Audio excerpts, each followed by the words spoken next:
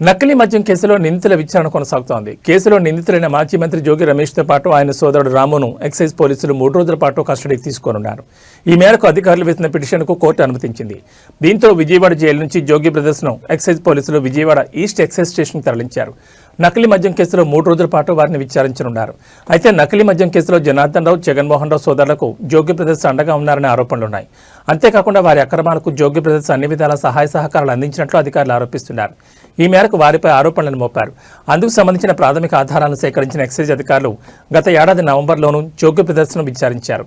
మరిన్ని ఆధారాలను సేకరించేందుకు మరోమారు వారిని కస్టడీలోకి తీసుకున్నారు.